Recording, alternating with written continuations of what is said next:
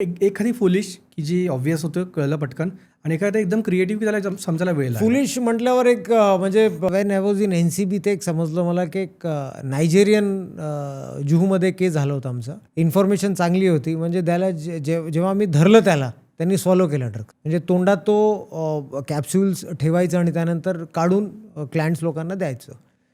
जेव्हा मी त्याला पकडलं तर त्यांनी सॉलोच केलं पूर्ण.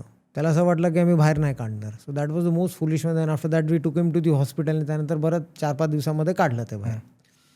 सर्वात सोफिस्टिकेटेड एक केस झाली होती कोकेनची. 4 kg कोकेन पकडलं होतं आम्ही.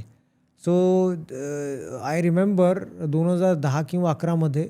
आणि त्यांनी म्हणजे अशी चांगली रीतीने कन्सील केलं होतं आणि त्यांची ॲलिबाय किंवा त्यांचं एक्सप्लेनेशन खूप प्लॉजिबल होतं आमच्यासाठी, खूप स्ट्रॉंग होतं. One was a school teacher. हो.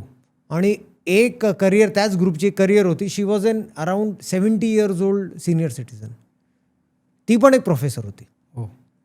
सो जेव्हा त्यांना इंटरसेप्ट केलं, इन्फॉर्मेशन होती, त्यानं जेव्हा त्यांना इंटरसेप्ट केलं, सो दॅट टाईम दे वर व्हेरी स्ट्रॉंग. कोणालाच नाही वाटणार की टीचर आणि बाकीचं professor, and that too a senior citizen, senior lady, ते ड्रग कॅरी करणार. तर हे आम्हाला म्हणजे खरंच it was a self doubt असेल ना की नाही, नसू नसणार त्यांच्याकडे, म्हणजे स्वतः सेल्फ डाऊट असेल.